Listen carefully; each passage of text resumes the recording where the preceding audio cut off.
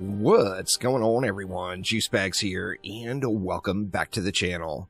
We are going to take a look at one of the new defenses that you're not hearing a whole lot about today, and that is the sniper cannon. The sniper cannon is exactly what you think. It's a snipey cannonball with crazy range. You look at the range on it. Basically map-wide covering range on just about every map in the game, and it kind of functions as like a budget DST. So it is special enemy targeting, so it's going to go after those Gen, Shark, and etc. first. And although it doesn't shoot through walls, it does have the anti-clipping feature, kind of like the harpoon, where if an enemy is targeted and it fires and then the enemy moves behind like that little lip, it's not going to clip on the terrain right there. It's going to go through and still hit the enemy. So we are going to also use the rune form today, which is piercing upgrade. Pierces an additional enemy and scales damage by 100%. So kind of a no-brainer, no downside on this rune at all. It drops anywhere in Act 2 and is favored on the throne room. And it's going to allow us to hit more targets. What more can you say? You can't really ask for much more out of a single target defense than allow it to hit multiple targets. Let's go ahead and build it out, though. Let's go, I think we can probably get away with 3 of them on this side. I want to take advantage of long straight lanes as much as possible here. Now, I'm not using the overclock rune here, as I do want to get just a true example of what these sniper cannons can do. However, I will throw in a little bit of crowd control, so we will get a little CC out there as we get it built out. Then over this side, what do we want to do? Let's maybe go, let's go 5 of them here. I think 5 might be pretty good. I'm curious to see how they do against the copter ogres here, particularly. I am going to play actively on a rogue, so I'll be available to shoot the copter ogres if need be. But I am curious to see how well they perform by themselves against those copters. Looks like we're going to have plenty of DU left to kind of do whatever we want here. Let's get a reflect beam in right there. We definitely want some crowd control, so let's go with, we'll throw an ensnare aura right there. And then I think we can get an ensnare aura like maybe out here. And that should CC this lane up quite nicely. We do have 16 DU left. What do we want to do with the 16? Well, let's just go more crowd control. Let's throw down a gas trap. Do we want yet another gas trap? Yeah, let's throw gas over here. Still leaves us a bunch. Kind of sky's the limit here on what to do. Do we want to add more sniper cannons? More sniper cannons may not be a bad thing, but you know what? Let's just get a little bit of AoE clearing just for the trash mobs. And we'll get an electric aura in as well. Now, the electric aura here, I definitely want to get it on the buff beam, so since it's a damaging defense. And then let's see, we'll throw yet another one right there. So that rounds out the DU quite nicely. Just going to dump all of our upgrades into the buff beams and then the sniper cannons, though. Let's go, what? We'll put 1 upgrade on each cannon and then full ups on the buff beam. And then over here, we'll just kind of dump into all of the various defenses here. Now, like I said, I do want to see how they do against the copter ogres, yet I am ready to step in and take charge of the copter ogre killing on this one. However, very curious to see how well this performs. So let's let it fly here and see how it goes. We got our first round of copters coming in. You see, it's just shredding the packs. Now, the copter ogres, although they are in the special enemy targeting, they're not super high on the list. So the Gen are gonna have to be cleared, the Shark will have to be cleared. I'm pretty sure the Siren will have to be cleared as well before a copter ogre will get targeted. However, those copters are getting mowed. I think one of the things is this is a very hard-hitting defense. In fact, let's turn the numbers on here and take a look at some of the damage numbers that they're doing here. It's a very hard-hitting defense, so I don't think it has taken too many shots against those copters to take them out. Let's see this one here. It is just... we're not shooting at this one. There we go. Okay, yeah, you saw that 8.9 million, so almost 9 million a shot, just with the small amount of upgrades we got in there now. So it doesn't take many shots. They just have to get through the pack enough where they're going to shoot that way.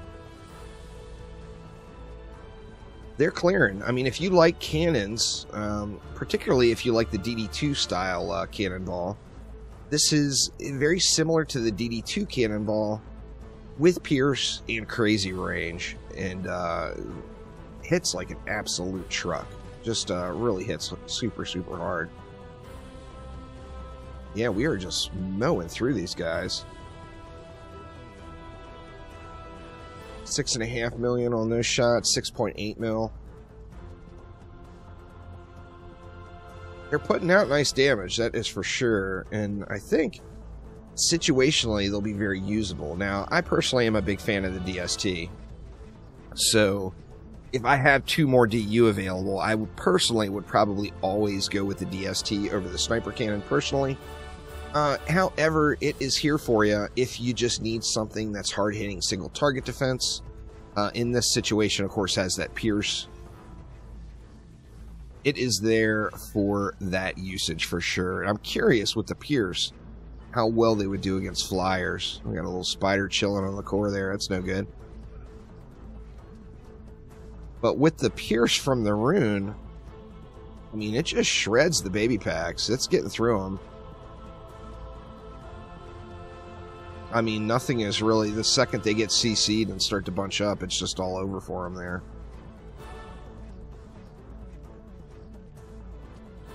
So yeah, getting the job done, no doubt.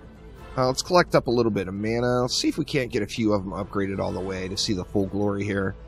And then remember, too, there's runes like that buff beam rune that's just beast mode. So if you built your cannons in stacks of 4 or less, you know, you can use that and get even more power out of them. So incredible stuff there. Only 3 on that side and did really well. Let's see. Let's just spam it in here. Get as many upgrades as we can, and then we'll just repair these auras. Want to let the cannons get most of the glory here and not have the electric aura steal too much of it. But let's see how we go for the next wave. Once again, we'll check out the copters. I think that's going to be the main concern. Being a single target defense, although it does hit hard, is it going to get through the mobs quick enough to get up to the copters, to get down the target priority list and get those copters killed?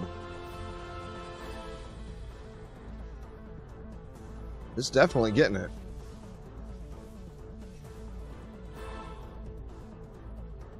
A little ensnare RCC. Now here we're going to be able to hit both copters at once. Yeah.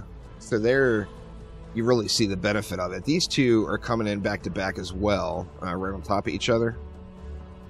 So we're able to hit both of those at once too. Now that time the lane was clear, and with that crazy range, the copters just got mowed way out there. So good stuff there. Let's keep an eye on these ogres. Did I miss an ogre? I may have missed an ogre. No, here we go. We got an ogre coming down right here. And, wow. Ogre devastated. Holy crap, I was not expecting that level of buttocks walloping against that ogre. I thought it was going to push down the lane a little further. But, you know, a little upgrade. A few upgrades go a long way. That is for sure. Oh man, they're just shredding it. Shredding it.